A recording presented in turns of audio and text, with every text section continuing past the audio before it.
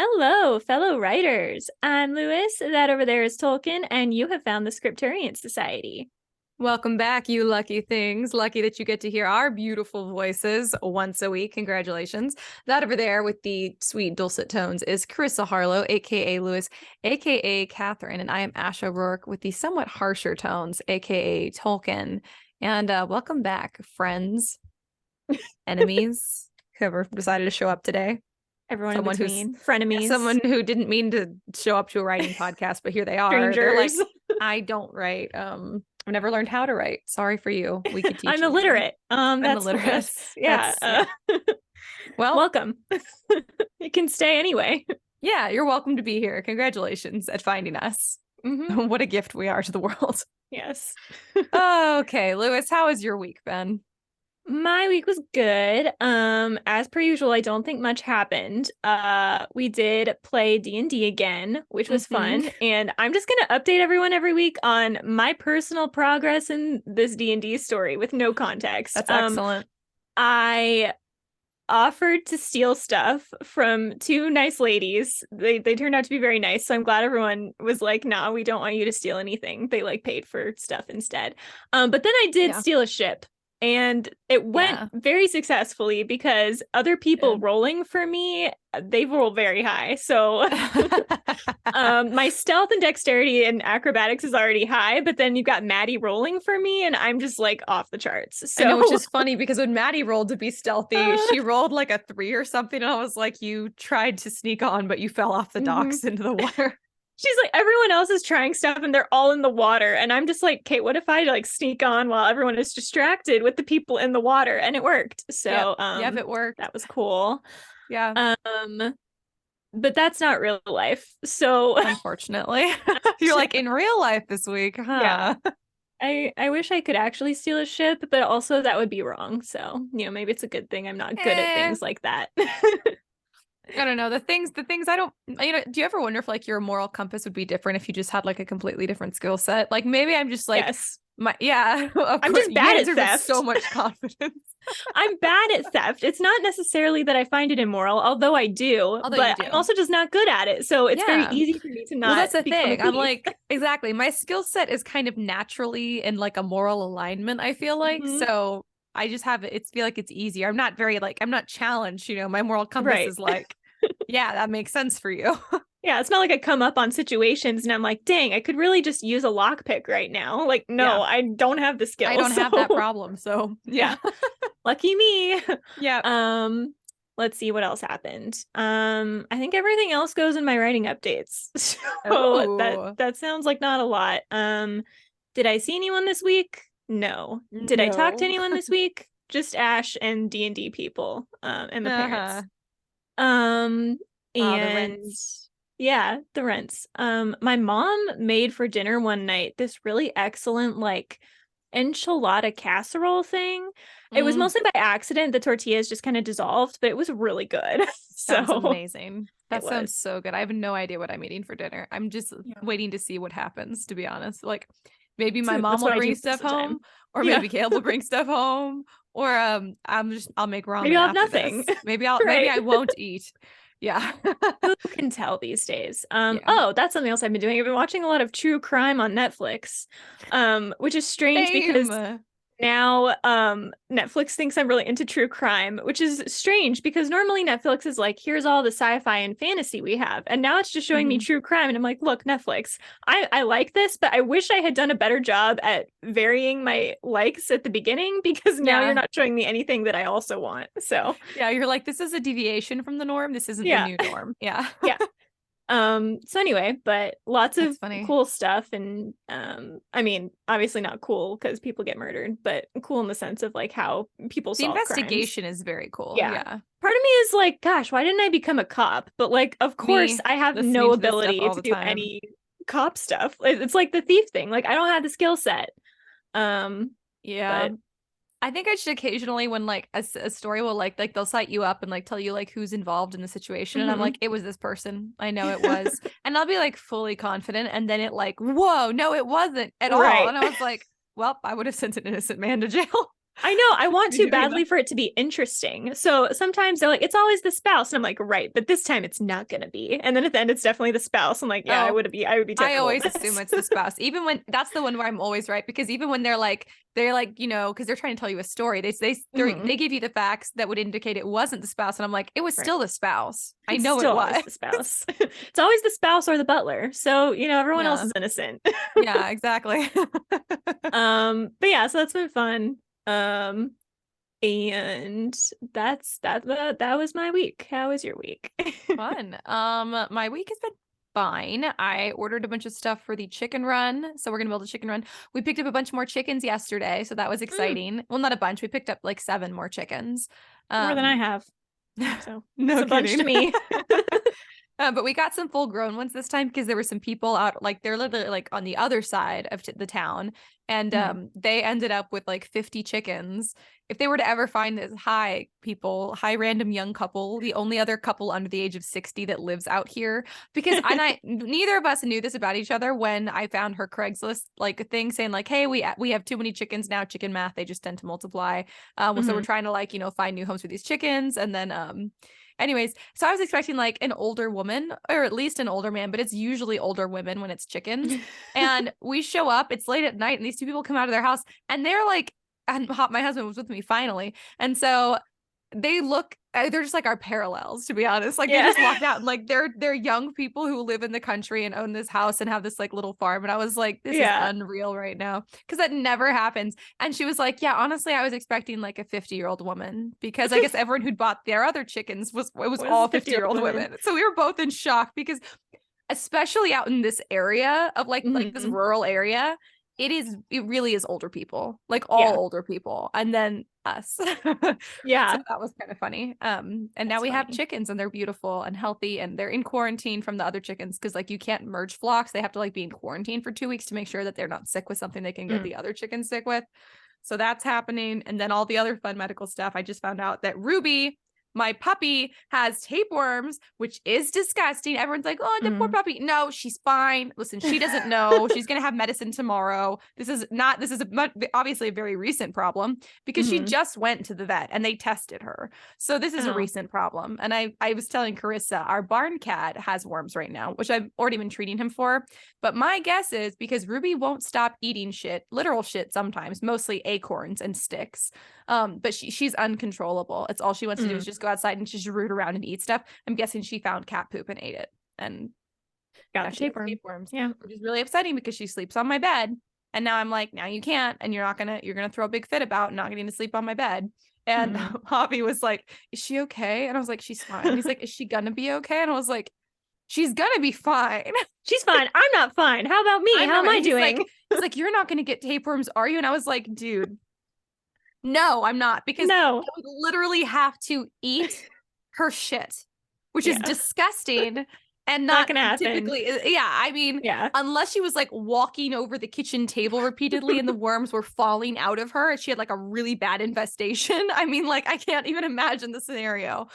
So Uh, disgusting, disgusting, disgusting. Every time one of the animals around the farm, and we're just have to frequently deworm the animals because we can't on the farm. There's just this happens occasionally, and so they're mhm. always constantly getting dewormed and stuff. But every time one of the animals gets worms, I'm like, you disgusting monster. I can't even look at you. I hate this. It's so gross. And I'm like, Uh, oh, it makes me feel like unwashed. I feel like unclean as a yeah. person. And I'm like, I And didn't even do my it. animals have worms. Ew. Ugh, I just hate it so much. It makes me feel Yeah. unclean, and it upsets me. And like my living room smells like cat pee right now, which also upsets me and makes me feel unclean. I hate feeling like an unwashed like hill person. I hate it. I Anyways, feel like that's a universal. Maybe not. I don't know anyone who would like feeling that way, but maybe they I do. don't know that anyone would like it. I think some Yeah. people don't, it doesn't bother Don't them as mind. much. Right. It is like this nails on a chalkboard, which, well, even just thinking this, I'm very sound sensitive, so even just saying that really actually upset me. Ugh. But it's like that emotional reaction on the inside for me. It is Hmm. so visceral. I Yeah. hate it, which is why tomorrow I am going to go pick up a green leather couch for $50, because we're getting rid Woo! of this one because it cost more by like at minimum like 3 times more. than getting this $50 couch that's in pretty good shape.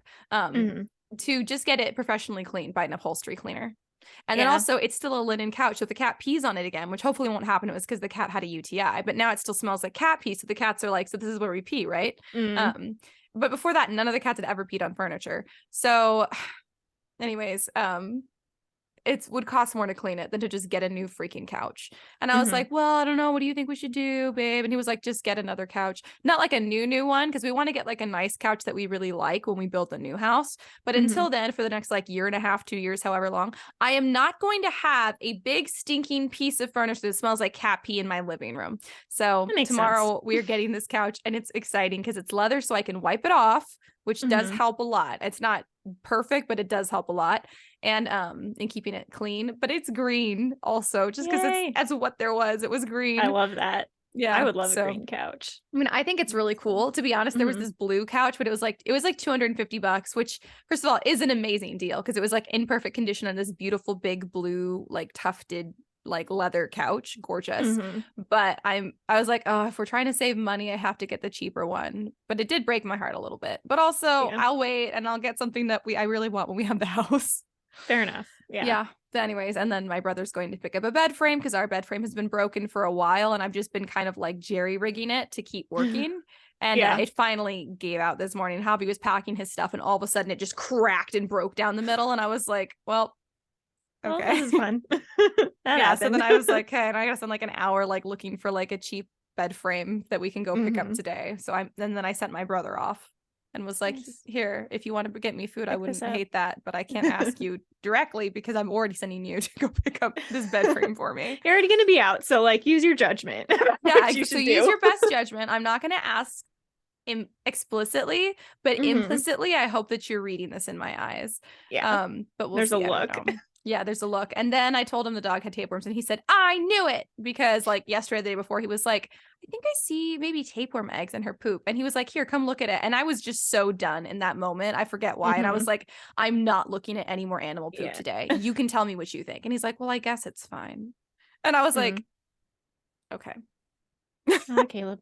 You gotta lean in when you're right. When you know you're right. Gotta lean in when you're right. He's really pleased with himself. And I was like, okay, whatever. Oh, there's a burr in my blanket on my shoulder.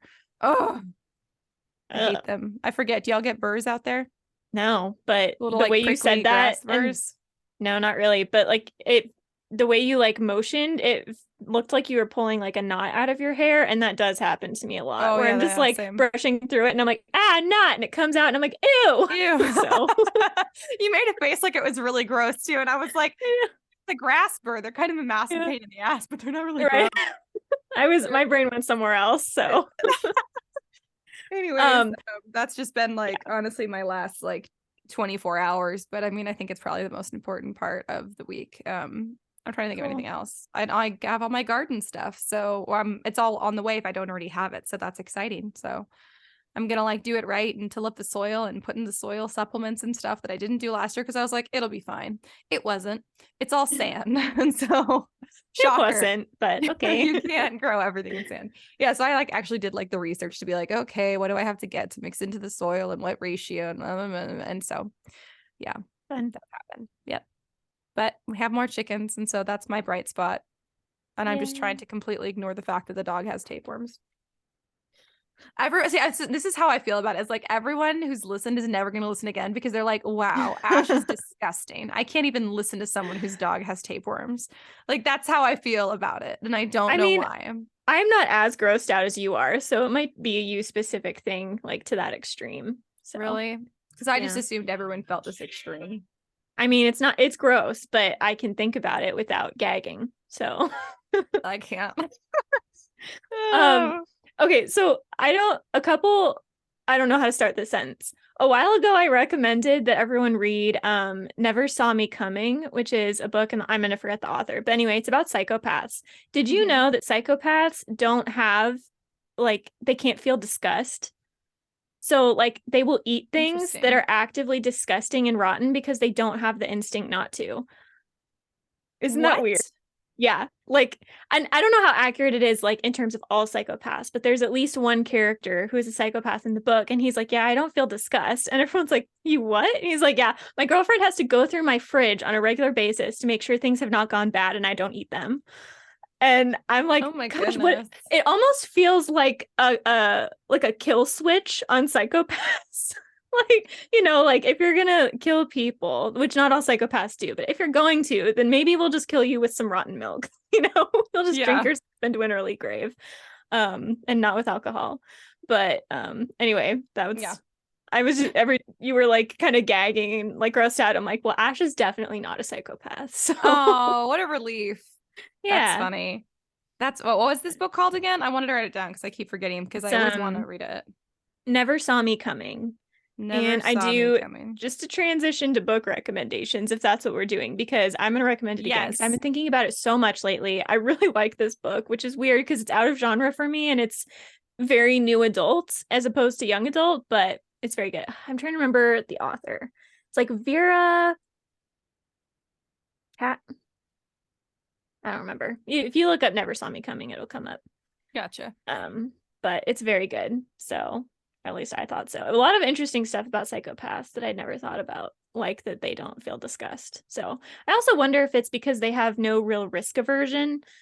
And so they, like they do dangerous things, including eating bad stuff for them. Yeah. I don't know. That's so interesting. Yeah, I really want to read that. It's good. As for my book recs, I don't have one this week. So Okay. Fair enough. yeah, I don't have sorry, one either. guys. That's an old one. I think you recommended it like 3 episodes ago too. So it's not even like an old And you've talked about it recommendation. a lot. Yeah, and you've talked about it a lot though. You're just like, it's a really strong recommendation. It is. I'm trying to It's a think. Do I have double any? recommendation. I don't think I have any. There's like a couple books that I'm reading, but I'm still in the process of reading them, so I'm not sure yet if I'm going to want to rec them. But I will. Yeah, fair enough. I'm not getting to finish reading, which is unfortunate. I've been doing farm stuff. But what about our word of the week? Yes, our word of the week is apricity. Apricity, I assume. Apricity. And it Ooh. is the warmth of the sun in the winter. Oh my Isn't God, that I fun? love That's so apricity. poetic, It right? is so poetic. I can't believe there's a word for that. That's one of my favorite Yeah, things in the world. it's so Apricity. cool. Or is it like Apricity. the apricot thing? Like, is it apricity or apricity? I don't know. I forgot to look it up beforehand, but I assume it's apricity. I mean, I like apricity a Yeah. lot better than Yeah. apricity. So Apricity. the So apricity. it's fun. Oh, Apricity I love that. in the grass. I don't know. I'm trying to think. The apricity was a nice juxtaposition to the cool winter breeze fanning my face. Yeah, there you go. Not horrible. A Not sentence. horrible. Could have been worse. A sentence. She did it. Woo! But Oh, yeah, God. so I just think that's so pretty. And of course, we're like really solidly into the winter now. So I felt like it was time for this as the word of the week. So Apricity. I love it. See, and in my head, I'm like, winter's over, spring is here. And it's not. It's not for like 2 more months at least. But I'm like, no, I know when spring comes. It's when Christmas is over. Yeah, like I don't know if it's because like when you're a kid, you divide the year so strictly by the year because of school and the holidays. But like by the time New Year's comes, you're like, okay, we're on to a new year. It must be a new season. But like it's no, you're not even halfway through winter yet. You're not even a month through winter yet. Just started. Yeah. Yeah, literally just. Yeah. So I think so. I absolutely think so. Oh my goodness. It gets even more confusing over here on the farm too, because we have to do like all of our spring prep right now. But like, so I'm like, it's spring. We're doing prep work for like planting season. No. It's winter. It's prep for the spring. We're doing prep for spring. Yeah. Yeah, it's crazy. Yeah. Anyways, are weird. They are weird. Yeah. Should we get into our theme for this episode? Yeah, we're gonna talk about redemption arcs and / versus revenge arcs. I forgot which one I said first. I almost said redemption versus redemption arcs. It's redemption versus redemption. Redemption versus revenge arcs, and like what goes into them and how they're different. I guess. I guess the idea. Yeah, that's the idea. This was your Apparently idea. this was my idea. I know. I must have come up with it a long time ago. And so Ash was like, let's do the redemption versus revenge arcs. And I was like, great. And I thought it was your idea. No, LOL. Could have taken credit. I wouldn't have noticed. Well, see, it's true. I could have. But that's okay. Honesty. And it's so funny because I usually like rely on you heavily for like examples from things because you read more than I do. And so I can still come up with stuff on the fly. Oh, can you? Because I was like, I don't know if I probably can come up with stuff on the fly. Oh, look, I can from here. Here we go. BuzzFeed character redemption arcs. Okay, there we go. That's not really you coming up with stuff on the fly, but I'll allow it. No, it's not really at all. I mean, a lot of these are from TV shows, though, is the thing. Oh, that's a great one, actually. And it's from Shadow and Bone. Okay. Here, I'll give you one from Shadow and Bone. Although I think there's a couple different ones in Shadow and Bone, to be honest. But Zoya. So Zoya from Shadow and Bone.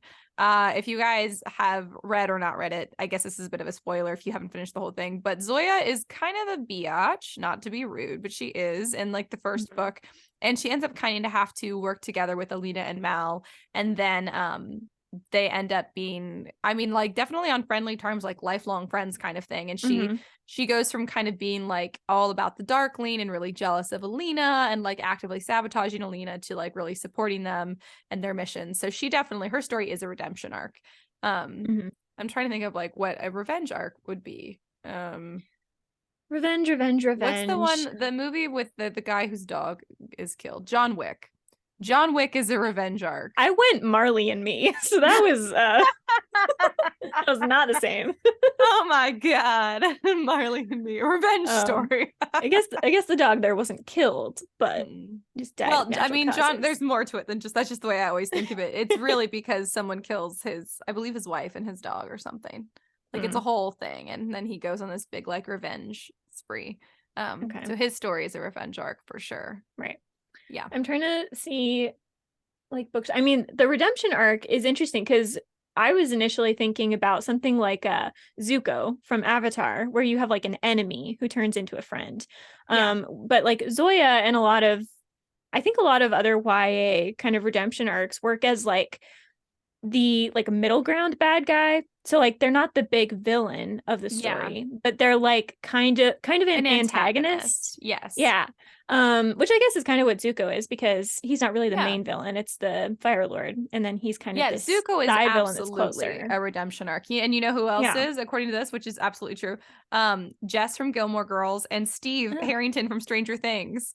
So if you guys have not gotten any of our other references, that there is a perfect example of a redemption arc. He starts out kind of being a bit of a twat, and then he like, you know, his mind is slowly changed and everything changes. Yeah. You know, I feel like a lot of redemption stories really have to do with like unexpected friendships. I feel like a lot of it stems from that. So if you guys are looking for like a kind of catalyst for your character or like background character's redemption arc, unexpected friendships and relationships can be a really great catalyst. Yeah, for sure. Whereas with like revenge arcs, a good catalyst is like being super wronged. A revenge arc would be Nevernight by Jay Kristoff. That's definitely a revenge arc. She, not to give too much away, but her family is like split up and killed or left to die, and so she goes on this like long mission to like get back at the people that caused it. Even something like the TV show Leverage is kind of like a revenge arc, but not with death. So like revenge arcs for getting back at people, because you can really go very, very small or very extreme with a revenge arc. You can be like, I'm going to, you know, just kind of like embarrass them in public, or you could go like full Kaz Brekker and just become like, I'm going to destroy their entire lives. Oh, you're right. Kaz Brekker is the epitome of a revenge arc. That's his whole thing. That's his whole goal. If you guys, spoilers for Six of Crows, another Lee Bardugo masterpiece, a duology. Kaz Brekker's whole purpose that you don't super get the whole picture of till the end of the book is to take down Petra Rollins, right? Is that his name? I'm going to forget his name, but it's the guy that like conned his brother, right? Yeah. And that basically resulted in his brother dying. That's the whole thing. And so he blames this guy for his brother's death for good reason. And he has basically built up this underworld empire and this reputation. And no one really knows why, but they just assume like any other criminal, like, you know, because he makes him feel powerful or wants money or something. Yeah. No. he has a mission, and it is Yeah. to destroy Pekka Rollins. You And know, so, yeah. I in real life, this is terrible. You should not center your whole life around revenge, but gosh, in books, it's so satisfying. You're like, I Yeah, it almost has wish I was the Catherine type of energy. person, yeah, that could like dedicate how many years of my life, like a decade or two, to getting revenge on this one person, just to show Yeah. them like you can't get away with this. I'm not Yeah. gonna take that lying down. Yeah. It's pretty It's great. true. But yeah, It's very Zoya much, yeah. versus Kaz is kind of the redemption versus Versus revenge revenge. Yeah, in that's a the great Grishaverse. example. Yeah, So in the Grishaverse, 100%. Yeah, if you guys are looking for examples like in the same series. mhm. I would say even I'm having a hard time remember the dude's name from Serpent and Dove, because I was going to say Mm. I think he has a bit of a redemption arc, which is Okay. funny because she's the one who is a criminal. And Yeah. spoilers for Serpent and Dove by Shelby Mahurin, one of my favorite books. He is more like on like the side of the law, but he's kind of a dick because all of them are kind of dicks about that, Mhm. about like enforcing the law and stuff. So he's not the best, to be honest. And then he makes some choices that are just like, I mean, in your head you go, that's unforgivable, and he has to basically change his mind. And it's also because a friend, an unexpected friend, shows him the truth, and he's like, oh Love my gosh, I've it. been wrong. So Yeah. that's really a redemption story as well. Like 100% a redemption story, actually, Mhm. just for him. And so that's like a split perspective book, and so he is a main character, but I'm having a hard time figuring out like a lot of other main characters that are on redemption Well, arcs. yeah, that's like I'm gonna really tentatively say I think redemption arcs tend to work best when they're like a love interest or a frenemy or an acquaintance or any kind of secondary character, whereas revenge arcs tend to work better when they're main characters. I think so, yeah. See, usually maybe 95% of the time, Yeah. I feel like that's probably the case. Or an Um, antagonist. I mean, yeah, I think revenge, yeah, yeah. for revenge. Yeah, like the villain goals or whatever can be a Yeah, revenge arc too. exactly. But I just feel like redemption, I don't know why it doesn't work for main characters, maybe just because if there's something about it that just feels less exciting, like you almost want to be looking at it from a distance. You almost don't want your main character to feel like they need that much redemption. Yeah. And if they're gonna go bad, you want them to go full bad, right? Like you want to Yeah, go full Casbreaker, you want to go full Nevernight revenge. Like you don't necessarily I want think someone to so. stop halfway to the goal and Yeah. have a redemption. Um, Yeah. but I don't know. I do think too you can have both. Like if your main character goes on a revenge arc, you can end it with a redemption arc where they come back Yeah. from it. I think so. But just a straight redemption arc, if your main character starts out kind of bad, I feel like readers just want them to maintain that and kind of lean into it and show consequences and like I'm not a thief in real life, but it's fun to read about thieves or watch movies Uh-huh. about thieves. Like if I can't do it in real life, you almost want it in the book, and it's sort of cathartic to learn through other people making mistakes as opposed to them going back on the mistakes and just never making them. Yeah. Because I do think that's a big plus of reading is that you can experience things that don't exist, and that goes for like dragons and fantasy, but also for like decisions that you would not make as like someone attempting to be a decent person in the real world.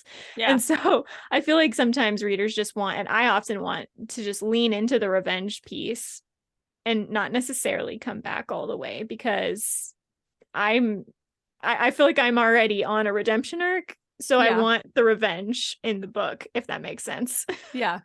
That's funny. So, You're like, yeah. if they're bad, I want them to be really, really bad. Yeah. I want them to go all the way. And if they're good, I want them to be really good. I mean, Oh, flawed, that's but so funny. like good. See, and I So, do like my morally gray. And so mhm. I also really like the idea of a redemption arc followed by a revenge arc or vice versa, although I think vice versa works better. I think that those arcs can absolutely coexist in the same character's story, especially if they're split between books, but they could exist in the same book. That would be a lot for the main character in the same book. I feel like that's more of like something you have to carry out over A a series. series. Yeah. That And you might have be to just start a with lot. Yeah, and you have to start with a redemption or a revenge and then go redemption because you don't want to have someone redeemed and then And twist then, them yeah, to unless revenge. it's like a different character in the story and it's like a Yeah. series. I feel like you could do that because I'm sure I have not read Game of Thrones, but I feel like Mhm. undoubtedly Game of Thrones has done this too. Because I've heard Yeah, most of the probably. characters, it's very hard to like side with throughout the whole series. You change So along the way. Yeah, That's true. exactly. And that might be too a difference between like adult versus anything in children's lit, Yes. where children's lit is going to be like YA included and probably even NA to a certain degree, Mm-hmm. where you want there to be a little more moral absolute. And Yep. so you do want people to kind of either get gradually better, get gradually worse, or maintain. You don't necessarily want someone to like Yeah. go back and forth between the two, which I Yeah. mean, like in real life, people are probably more like they go back and forth between the two on a regular basis because no one is Yeah. perfect all the time and no one is bad all the time. But that's more for like the adult world when you can when the people reading it are kind of old enough to understand the nuance of that. Yeah. I think so. So I think other characters coming alongside a character and showing them like the error of their ways or showing them that there's another way to be and to exist and to be happy. I think that's a great catalyst for a redemption arc. But for mhm. revenge arcs, I feel like a really good catalyst for revenge arcs is sorry, excuse me, something bad happening to someone that they love. A I loved feel like those are one. some of the most Mhm. potent revenge arcs because Yep. like, yeah, sure, like you'd be like, oh, so this person stole all this money from me, but that's never going to be as emotionally gripping as Mhm. this person stole everything from me and as a result my wife left me, you know, in some way Yeah. losing someone that you love. And so I Mhm. feel like for a revenge arc to truly be something that could carry throughout an entire book or series, or that you want your readers to have the impression that it's been carrying out through this person's life for some time already, depending on like when you want to place the event that happened, like the catalyst for the revenge arc. um Mhm. yeah, I think that it needs to have something to do with a person, like a personal loss, like a personal emotional loss. Yeah. So It's kind of I the think, similarity between the two, that they both need yeah, that emotional impact from someone from aside from the someone. character. Yeah. Yeah, exactly. It's got to be somebody outside the character. So I just think that's something to keep in mind. So if you're like, and it is really good for villains, the revenge arc that is really an interesting motivation for villains.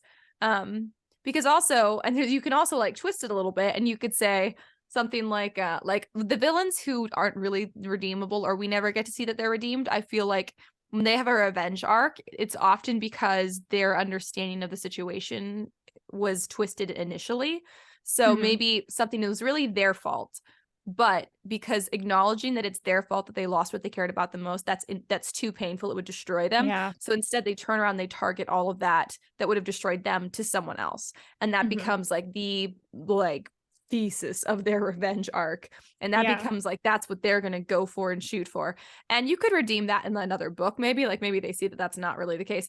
I mean, Zuko is kind of on the opposite side of things because Zuko is definitely a redemption story, not a revenge story. Mhm. But he's focusing all of his like angst and his hatred at his father, whose fault it actually is. He's focusing it all on the Avatar, Yep. which is interesting. So I think that there's just a lot of displacement whenever a character is motivated by some kind of like revenge or loss or like we're saying Mhm. like personal loss. So if they're an antagonist or they're have a revenge arc, I think that that's an interesting thing to play with. Like give them a Mhm. loss and decide whether or not you want that loss to be something that was purely not their fault, which is also okay because then your readers have even more sympathy for them. Mhm. Or it's something that they can't acknowledge that they at least in part caused because it would just be the end of their world. So I Yeah. think that's kind of I was going to say fun. It's not fun. It's horrible and Yeah. sad. But I think it's a But very right wise. interesting, Yeah. powerful Yeah. tool for building a revenge arc. Yeah.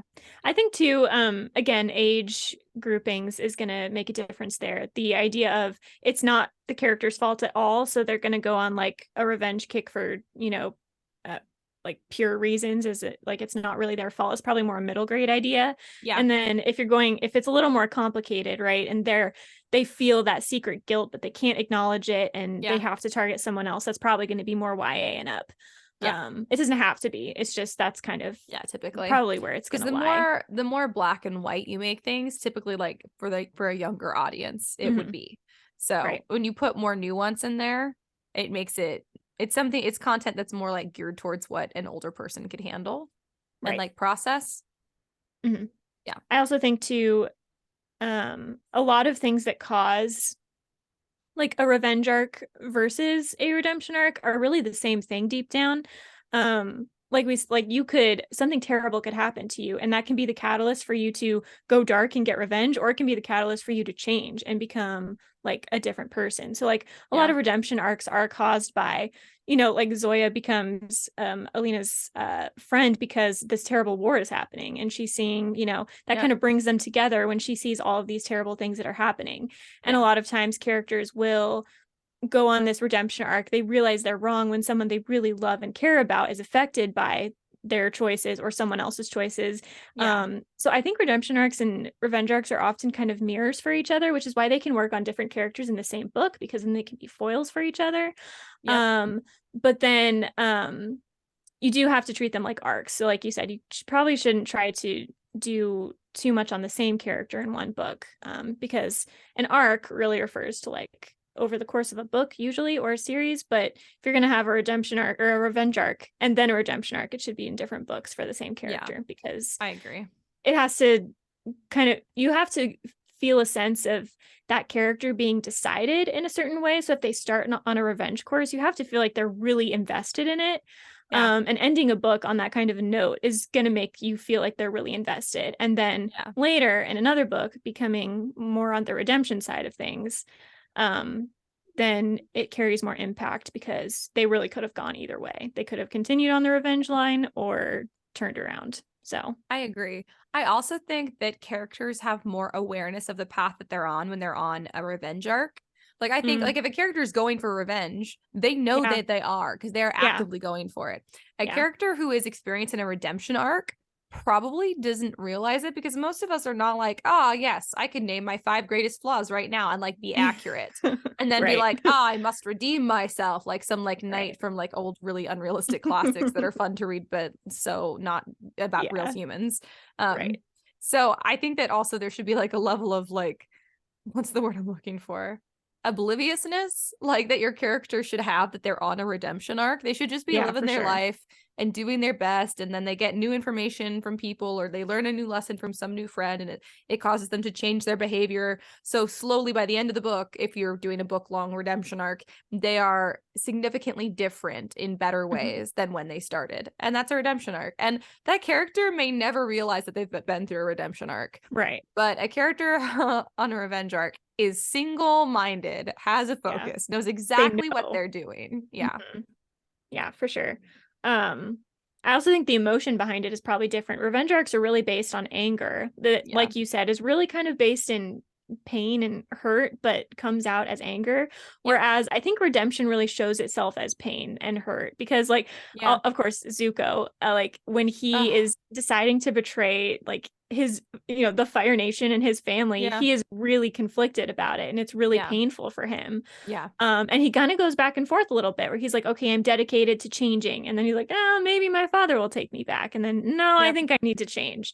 So I think the pain aspect is going to be so much more obvious in a redemption arc, whereas the anger is going to be more obvious in a revenge arc, or at least coldness, because like Kaz Brekker he kind of has this facade of being very cold, which kind of, over time you could cultivate a mask like that. But when he gets closer and closer to his goal, you definitely see the emotion come out a little more. And so I think it's going to be a little more fiery on a revenge arc, and then a little more painful on a redemption arc. But like you said, I don't think the character is going to realize they're on that redemption arc, because they just feel like they're in pain and they don't know why, and they're conflicted.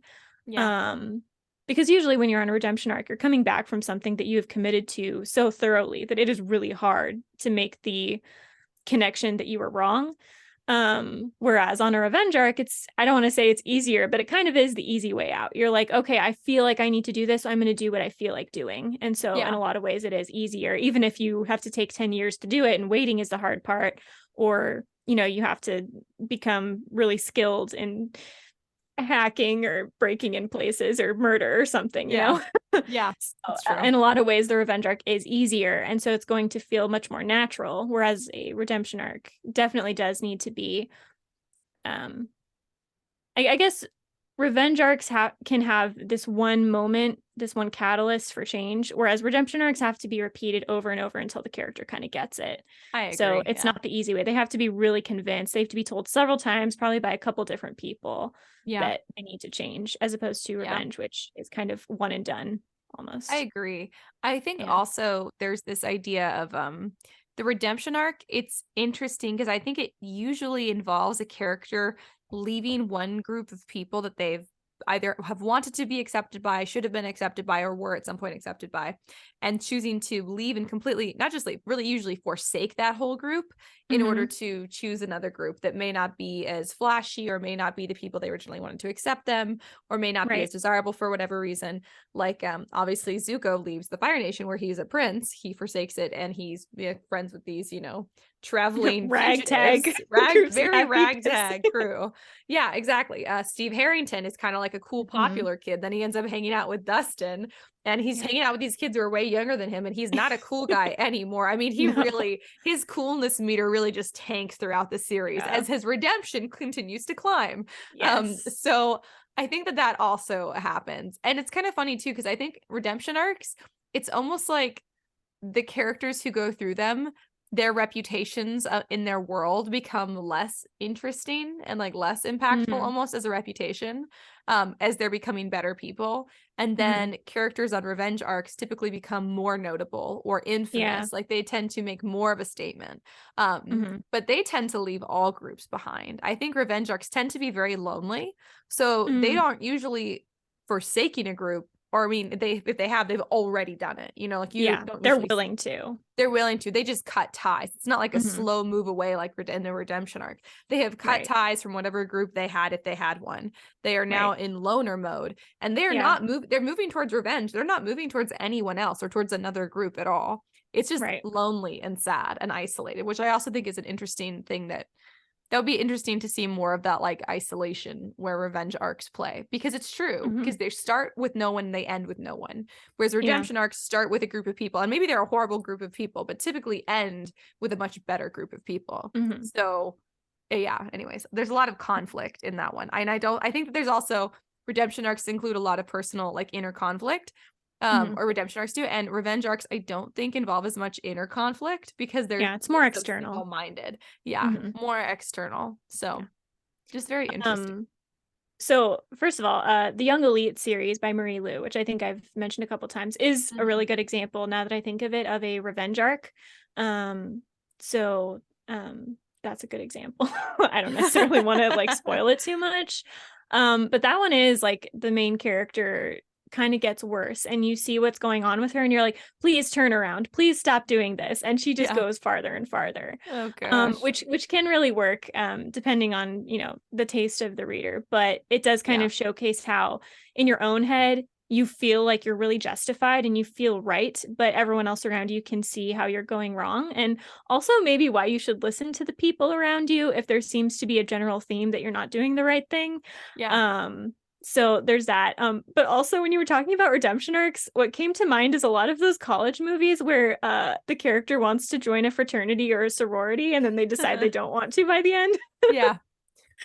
I like Sydney White. I think that's the Amanda Bynes movie is particularly coming to mind. Although I can't remember if she actually leaves the sorority by the end. I can't remember, but interesting. There's kind of this idea that like, you're like not a good person if you're in a fraternity or a sorority, and if you decide to leave it, that's your redemption arc, which is kind of funny. I don't know that it's like 100% wrong or 100% true, but it's just I'm sure fun. It's a mixed bag. That's very funny. Oh, that's funny. It's like leaving the popular kids for hanging out with like the dorks or whatever, which is like a High School Musical redemption arc we see many times. That's true. And of course, Sharpay Evans has multiple revenge arcs. She's pretty much That's true. but overall, she has it's funny because each movie she's got like at least one or two revenge arcs, but then throughout the course of of the whole movie series or whatever, it's overall a redemption arc. Right. So, and I think you can do that too. I think that you can have both, but she's also not the main character. Well, I think you could do it with the main character. Well, I mean, I think that's what Kaz Brecker's story is. I mean, I think it's the idea that we're getting multiple revenge arcs from him, like in these books. But overall, it's a story of redemption. So, I do think the idea of a main character revenge arc, though I think it works better that way. I think it's relatively new. I don't know that there are like a lot of classics or kind of older stuff that necessarily No. do that. Like if you look at something like Pride and Prejudice or Crime and Punishment or any of like the classics, they're usually redemption arcs. Usually, You yeah. come to learn either that you know, like in Pride and Prejudice, that, oh, we're not that different after all, and maybe we can Yeah. change for the better. Same with Crime and Punishment. Yeah. That's the one that comes to mind as a redemption arc, if anyone's Yeah. read that one. But In Great not a lot of revenge. Expectations, spoilers Mm. for Great Expectations by Charles Dickens. Can't believe I'm quoting a Dickens book. But Kind of look proud. I know, I should be so proud. So Miss Havisham is a character who, I mean, she's not the main character, but she definitely has a revenge arc. But the main character is still a redemption arc. So it's still, I agree. I think the main characters having revenge arcs is still very, very new. Yeah. Revenge arcs in general are are not. Yeah, exactly. Yeah, I think so too. Yeah. And I think you can mix it up. Just be consistent, like book to book. I feel like don't go back and forth in the same book. Right. Yeah, kind of make up your mind about what you want to do. And like if you're going on a redemption arc, the character is going to be conflicted about that. So they might go back and forth, but that doesn't necessarily change the arc that you're on. Yes. Yeah. The reader should have a general idea of like, okay, if they're now going back onto the revenge arc, that's a negative. Like we can see that that's not going to go well and that they're going to regret what they're going to do, as opposed to it being a true back and forth where they keep changing their mind and then the reader gets confused. Yeah. But yeah, I don't really know why revenge arcs were less common in the past. I mean, I guess generally speaking, well, I think it's because everyone I feel like wants to be redeemed. That's the thing. you want redemption and you want to like encourage other people to go for redemption as opposed to revenge. But then that brings up the interesting question of why revenge arcs have become so popular now for main characters. And I don't know that that's necessarily because the thing, people to not be redeemed. Still, even these characters with really strong revenge arcs still have an overall theme of redemption. It's true, just usually hidden. It's just kind of hidden in when it's a main character, at least. Yeah. It usually they're allowed to go and get their revenge, and then it's like, okay, maybe that wasn't all I wanted. Yes, exactly. Yep. So, which is good. I do like that because again, I'm not going to go and get revenge in real life, so it's kind of cathartic to have someone else do it, but then to also let them have kind of that redeeming ending, so that they feel like, you know, solid and safe and like they're good now, so I can move on with my life instead of worrying about these fictional people. Yeah, I agree. I think that they're getting more popular also probably just because we're seeing, you know, we want to see stuff that we haven't seen before, which is the main character with a revenge arc. Ooh, wow, we've never seen that before. It's the thing people are saying about like, wow, I love when the antagonist is the protagonist, which is not, that's not possible. We talked about that in our other episodes. It's different. You're using the words wrong. And that's okay. But if you want to know how to use them right in a way that actually makes sense, you guys can go listen to, I think we did an episode. Did we do an episode on both? On protagonist and antagonist. Okay. Protagonist versus heroes and antagonist versus villains. Because those are also different. But yeah, anyways, I think that's just become more interesting for people to see because they want to see something new and fresh. But the drive to see a character redeemed and the human need to see a character that you, or person, quote unquote, that you care about, basically get onto a path that's not going to continuously bring them pain, aka redemption, because revenge is only going to continue to hurt them. So if they were to just keep pursuing revenge, like there's no upside to that. There's never been a point where someone's destruction. Exactly. So you don't want that for the character that you've grown to love and care about. It's kind of like when writers are occasionally so mean to a character in their book, they give them so much pain that the readers are like, I cannot believe the author did that. I think that's the reaction that I would have if like a character I really cared about was on a revenge arc for the entire series and there was no redemption arc either for a main character. And other characters don't have to have a redemption arc, but I do pretty strongly. You don't have to. This is not a rule. I just think that I think people would enjoy it more, and I certainly do. And there's a very like understandable human psyche reason for that. Right. I think to get like slightly English lit nerdy, I like when you look at like the modernists and then the postmodernists and how generally literary movements get more depressing as time goes on. Like the Romantics were definitely more cheerful than the Victorians. We're definitely somehow more cheerful than the postmodernists, right?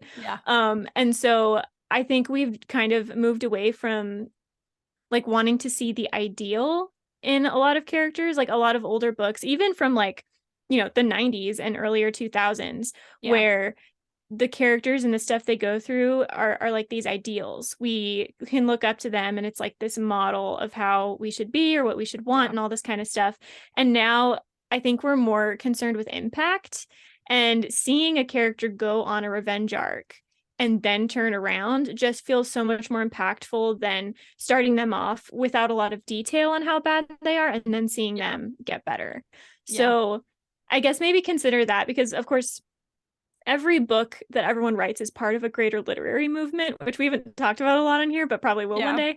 And so if you're kind of aware of the literary movement you're in, I think maybe leaning into the reasons behind that new desire on the parts of readers can really help you figure out how to do something well. So I do think on the revenge arc side of things, I don't know that readers necessarily want the character to like die without redemption, because you still want that little bit of hope that they've been redeemed ultimately. But I do think kind of the harder you lean into the revenge and the mistakes and the bad choices, I think almost the more likable they become, because they are serving that catharsis, but then they're coming back from it. And I think a lot of people want to know, like, okay, I can come back from something even this terrible, and I haven't done anything this terrible, so if they can come back, I can come back. So I think that's kind of, we're more focused on like impact and emotion as opposed to like setting up an ideal. But that's just my take on it that I just came up with. So I haven't thought about it in a lot of depth. It might change. No, I agree. I totally agree. Yeah. Thank you. You're welcome for my agreement. Do you have anything else on this? Because I don't really. That was all. I know. I exhausted it. I guess just to say, I think both are great. And I know a lot of people probably have one they prefer over the other. But I do think they both serve really important roles. And if you want to go pure revenge arc, I think that's fine. And if you want to go pure redemption arc, that's fine. And if you want to kind of mix them in a little bit of both, I think that's great. As long as I guess as long as arc is. Yeah. And like, you're sticking to it. You're not kind of shifting back and forth. Like I said, I think it's just important that if you're going to go on a redemption arc, even when the character is conflicted, give the reader a sign that like we're still on the redemption arc. They're going to make a mistake, but they're going to come back. And if you're on the revenge arc, the character might, think to themselves, like, maybe this isn't a good idea. Maybe I shouldn't do this. But we're always kind of knowing like they're going to make the violent choice or the bad choice or whatever. So just kind of leaning into whichever one it is, I think is a good idea. Of course, there's always exceptions to that, and there's nuance to people's choices, but just knowing which one you're going for, and I guess where the end game is. If you're going on a revenge arc, maybe know if they're gonna be redeemed later on. So that you can kind of plant the seeds for that. Like, what is the thing that would bring back this person from their revenge arc, and plant that early on. Just being consistent in it. They don't have to be on a straight line, but they should be on a line, I guess, is what I'm saying. I agree. Well, I mean, think of it. It's kind of like it's an arc. It is an arc. It's not a straight line. So like there's some slipping and sliding. When you go up a really steep hill, have you ever gone up like a really like wet steep hill and you're like your shoes don't have the traction they used to have? So you slip every now and then. And that's where you get the freedom to play with it, but you don't just jump off the hill altogether. That's not possible. And so it shouldn't be possible for your characters to just jump completely off the arc. So they can slip and slide, and they should realistically, they should slip and slide kind of back and forth. And they will move at different speeds. They're not going to like hit all of the points of your revenge arc or redemption arc, like at the same distance from the last point. It's like sometimes they'll get it really quickly, and all of a sudden they'll be like, oh my God, I finally understand. I've been wrong this whole time. Sometimes it'll take a lot of tiny gradual changes. So it just that really largely depends on the character's personality and experiences. So, I guess that's all I have to say. Sweet. I like awesome. both. Sweet. Well, why don't you tell me about these exciting writing updates? Okay, well, first of all, I have like bad news. I got my full back and it was a rejection. So that sucked. It was sad. It was less crushing than I expected. Did they give you any notes? Yes. So I'm going to talk about those a little bit, but I thought it would be so much worse, but I think I'm just like numb to rejection at this point. Like we talked about rejection apathy, and I think I'm just, I literally read it and I was like, this is a rejection. Why am I not crying on the floor? But I was fine. Sweet spot, apathy. Yeah, exactly. So yeah, so how many times can I say so in a row? Um, I got a couple notes, right? It wasn't like throughout the document or anything. It was just kind of some general stuff. Right. And the feedback I got was that she really liked my voice, which is Oh, awesome I love because that. that's the thing that was worrying me the most. Mm-hmm. Um, and she liked the premise, but she felt like she couldn't care about the plot enough because it was too fast paced. And I'm like, wow, that's not a criticism I ever thought I would get because I'm usually the Wow. opposite of that. That is so Um, interesting. yeah, because Wow. okay, so you've read it. And so she said Yeah. essentially it just kind of went so fast that she never got attached to anyone. And I read that and I'm like, look, you're not wrong. I see what you're saying, but I just Interesting. disagree. Like maybe because pacing is so like personal to someone's taste, right? Like Mhm. some people like it slower paced, some people like it faster paced, some people love Yeah. Lord of the Rings, some people hate Lord of Yeah. the Rings, right? Super slow Yeah. paced. And I never thought I would essentially be told I was too fast paced because I tend to lean on the Tolkien side. um, Yeah. That is so but funny. yeah, but so I'm thinking about it, right? And because if it's a valid thing that it's just too like convoluted, essentially, like I need to know that and I would need to change it. But Convoluted. well, just like, where things are happening so fast that you can't Oh, keep yeah, up. yeah, yeah. But I don't think so. I mean, I think it's it's in just a two taste parts. thing because I think it is too. I love fast-paced stories. Some Yeah, people, I guess, don't like it as much, but I love a right. fast-paced story. And I'm thinking about because it's in two parts, right? And there are characters that don't show up until part two, so like halfway through. Yeah. And there's really nothing I can do about that. It's not like a flaw in the story, it's just a reality of the story. Yeah. And so I can't bring them in any earlier, and I can't necessarily stretch out the ones from the beginning any more than they're already stretched out. Yeah. And there's really nothing I could do about how fast paced it is because it's like I think it's 95,000 words. So it's not even like I can add more scenes to slow it down. So I'm just like, So I'm not weird. saying she's wrong because like No, everyone has their own tastes. And of course, you want an agent that really loves subjective. your book. Yeah. Yeah, it's very But subjective. I just don't know what I would do to fix that. Like, No, I it's don't even not know if like, it's a problem. It's just a taste thing. And so I'm like, yeah, that's almost worse because I can't do yes. anything about that. It is. It is worse. I know because I've gotten that a few So, times from rejections where they mhm. actually give you notes, and I'm like, well, that's just a subjective Yeah. opinion. I can't just change that because then I'd be Yeah. changing it every time someone gives me an opinion versus like a flaw with the book. That's so Hmm. difficult. Yeah, it's not So even like your it book was is weird. short. Like, how could you stretch it out? It's like the word count is high. You can't. Yeah. What would you do? I I mean, don't know what I would do. I mean, and because usually you're trying to cut words. Usually the problem is that it's too long. yeah. So I'm like, I can't add anything. She's like, I want it longer, but don't increase the word count. Yeah. That's what I want. It's like, My gosh, that's which like is why, impossible. yeah, which is why it's clearly a personal taste thing. That's Yeah. interesting. So, I mean, So, overall, that's really more good news than bad news in the sense yeah. that it wasn't a flaw with the writing; it was just a taste thing. So, as Hmm. soon as you hit the right agent who has the opposite taste in that aspect, and they have room on Hmm. their list for it, like you would think Right. they'll see it favorably. I mean, I hope so. And I also feel like now I can query her again with a different book and be like, hey, you said Yes. you liked my voice because that's a thing that kind of remains, or at least the Mhm. style. Yep. So I feel like I have a good opening for querying her again if it came to that, Yep. which I guess is nice. It is nice, yeah. And if you do But ever do like a rewrite, as long as it's like 6 months later, you can send a mhm, rewritten version of this one. right. Not that you would want to, Yeah. because I don't think it Yeah. needs one, but if you did ever, which is Right. always nice. Because it really the thing I was most worried about. It's so weird the things you worry about and the things that like come It's about. Because I never the was thing that they never things you say. think. I was worried about the beginning because I do know that in the beginning it's almost slower paced. Like if anyone has read Strange the Dreamer, it kind of opens up like that where like you go through a little bit of the childhood of the main character, right? And you get to know her a little bit in like, you span like 15 years in like 10 pages. Yeah. And I know a lot of people sometimes don't like that because it doesn't feel like you're I don't know, in the story as immediately. I really like it. I liked it with Strange the Dreamer.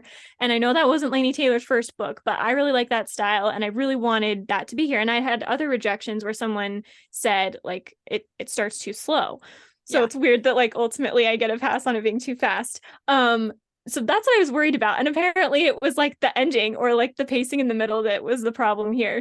So I just So don't know what to do. interesting. But Yeah. yeah. That's so funny too, because I'd gotten Yeah. on the book that I'm querying again now. When I first queried it before the rewrite, like a few years ago, I remember one of the notes I got was that it was a rejection, obviously, because I'm not published, Right. from a request for a full, and I was like the least confident in my background characters, and she was like, "I love these characters," and I was like, "What are you talking about?" What? And then she had issues with other stuff that I was like, "Well, I can't change that. That's the whole Yeah. story." That's the point. Exactly. Yeah, So so I don't know. weird. It wasn't like super in-depth notes. So I think ultimately it probably just came down to she didn't love it as much as she needed to represent it. Yes. And that's Yeah. fine. I get it's disappointing, but it's fine. Yeah. You never want to, and not that I would do this, but just FYI for everyone out there, you never want to talk bad about an agent because they No, reject you for a valid reason. Like it's true. if they're like being awful to you, maybe you can like warn people. But if they're being Yeah. respectful and polite, you should be the same way. Yeah, So they I'm certainly typically not, are. yeah, I'm certainly not mad at her. Mm-mm. I'm not saying she's wrong. It's just No. disappointing. Yeah. Um, and it just feels like nothing that needs to be or can be fixed. And Yeah. so I'm just like, well, I hope someone else wants my full again. Yep. Because- You just got to keep querying. yeah, Inevitably, you'll get more requests. And I you'll hope probably so. go through the same thing at least once or Yeah. twice more if the pattern follows mine. Or your next one Mm, could be the one. I mean, I don't I know. know. But I never know what to you just expect. have to get the agent with the right taste, and there's no way of predicting that. Yep. But at least he wasn't like, So, this book isn't ready to publish, which is a thing that yeah, people get. right. um, yeah. I guess it's just when I queried obviously another book before this one, and every time I would get rejections, I would feel like, okay, I know what the problem is, I need to fix it. And with this Yeah. one, I keep getting rejections and I'm like, there's nothing I can change. Like it's pretty good. I don't want to be so arrogant that I can't see constructive criticism, but I Yeah. also like don't want to just go changing things because when it doesn't Yeah. need to be changed. So Yep. I still feel very confident in it. It's just disappointing. So there's that. Yeah. It's understandable. Um yeah. Um, so to get over that, I'm now going to write another book. I've decided, I think I talked about it a little bit last week. I've decided what it's going to be. And it You said it's basically, not in the world of no, it your is. book. Oh, it is. It's Oh, I the thought it same. wasn't. It's the same. No, it is. Okay. It's the same world. I'm kind of leaning into this because I don't really have to do a lot of world building. And that's Ah, the gotcha, part that gotcha. like takes the most. And so I feel like if I write books in the same world, I can eventually query all of them and I can get them done kind of faster because I know the world pretty well. So that's my Yeah, strategy yeah. right now. And I have this whole weird thing. I'm calling them the historical novels because I'm going to write four, and they're all connected, but not by character. Like they're very, very Yeah. vaguely connected, right? Yeah. So no characters from other books in this one. Like one ancestor of someone, but that's it. And it's going to be like a masquerade, which is pretty cool because I've been Oh like my God, I designing love like it. magic and then like the different masks that different people would wear, which is really fun. Oh my Um, gosh, this is so fun. I know. So I've been writing all of that. Not the book. I haven't started yet. I plan to start it Yeah. tonight because I finally have, I Ooh. think, all of the beginning information I need. I kind of know what's going on. I know who the Mhm. characters are. I know like how the magic is working and all of that kind of stuff. So I'm gonna kind of go for it. And it's kind of like this masquerade, but there's like a treasure hunt inside of it. Like people are looking for this prize, which is also really This sounds fun. super So cool. I'm excited about it. It's kind of like if anyone read Once Upon a Broken Heart by Stephanie Garber, which was the follow-up to Caraval, the it's kind of very similar in I was premise, to say, but very different I'm thinking execution. Caraval a little bit, like the Yeah, energy. it Yeah. yeah, it definitely has that vibe. It would probably be a good comp title for me. Ooh, God, I But love that. yeah, but different execution. Like I don't Yeah. want to make you guys think it's really that similar because it's not that similar, but it's Yeah. similar in terms of premise and stuff. So Yeah. I'm kind of going with that and I'm excited about it. Um and I'm gonna start to try and write that tonight. So we'll see.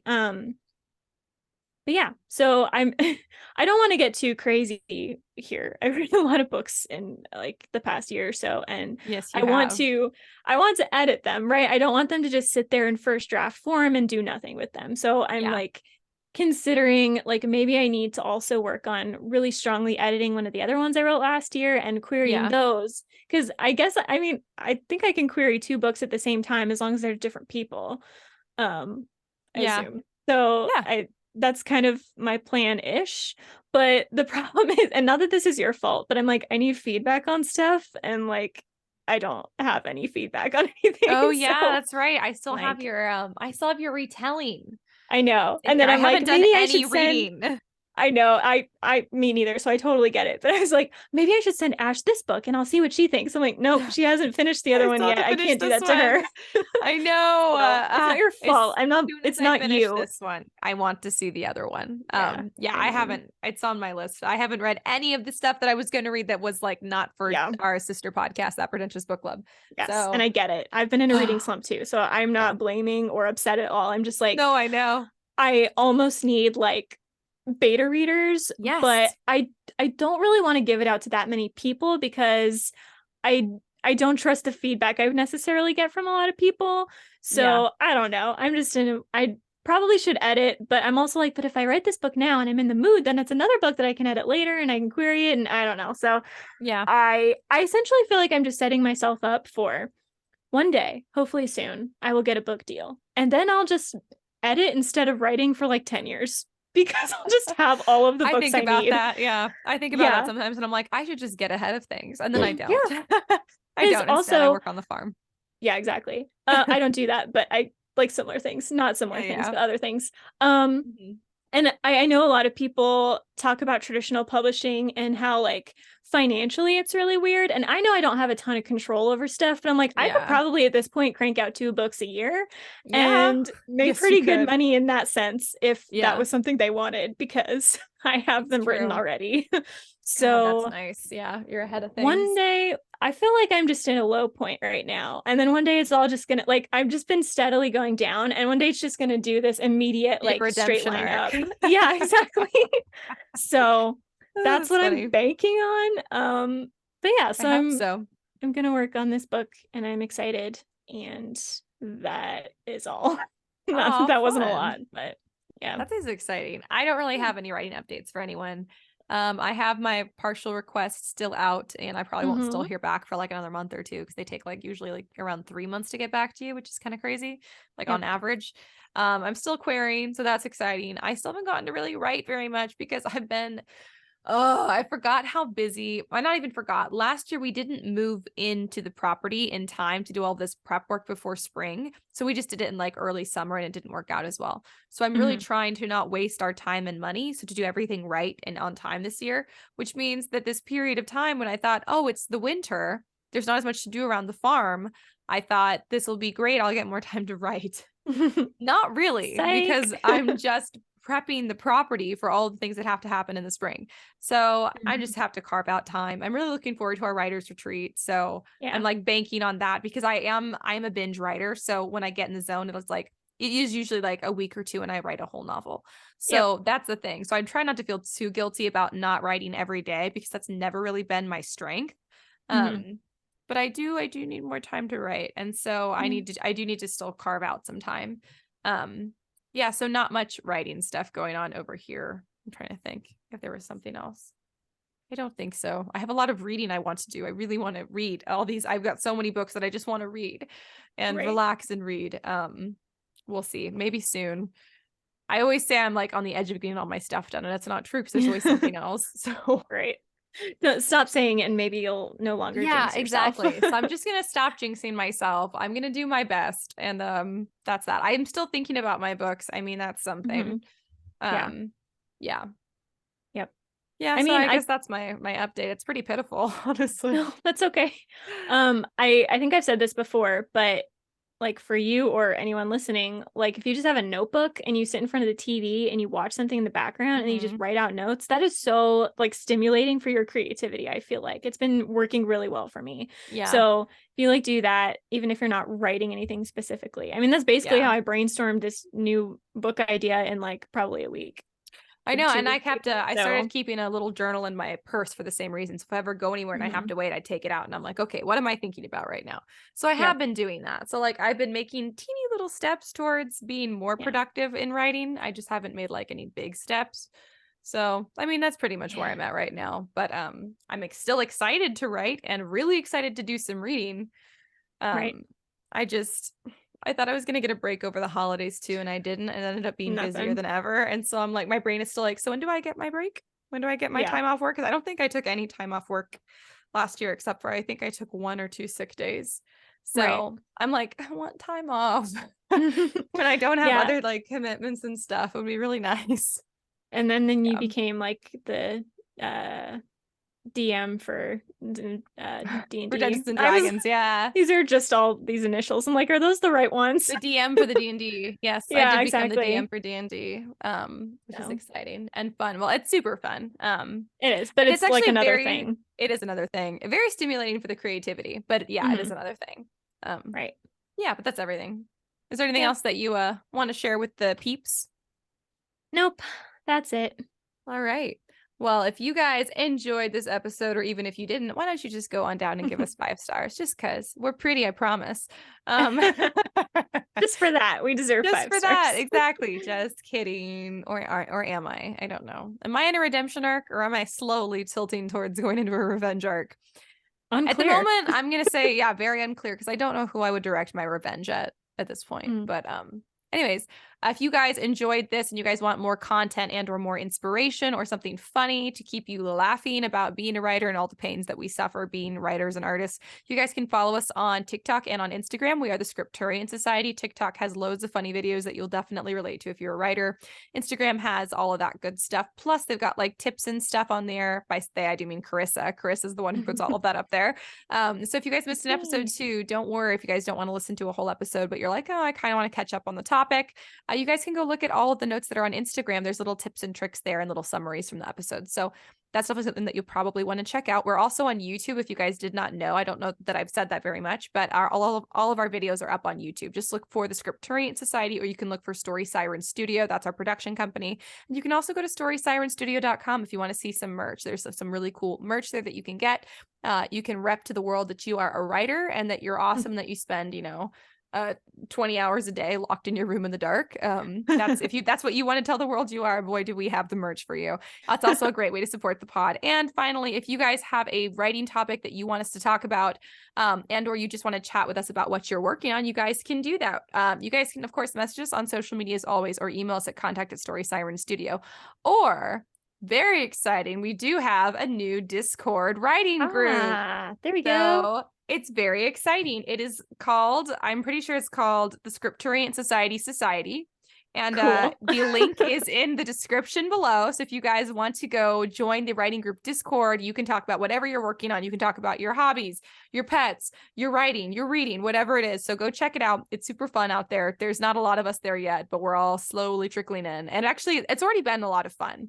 So many thanks to Susanna Eileen Lewis, who is definitely the one who helped us set that up. She came, and she is another podcaster and author who joined us a couple episodes ago. So go check out her stuff also if you haven't. But we have her to thank for our Discord writing group. So I think that's everything we've got for you guys. Until next week, keep writing. And we'll see you on the next page.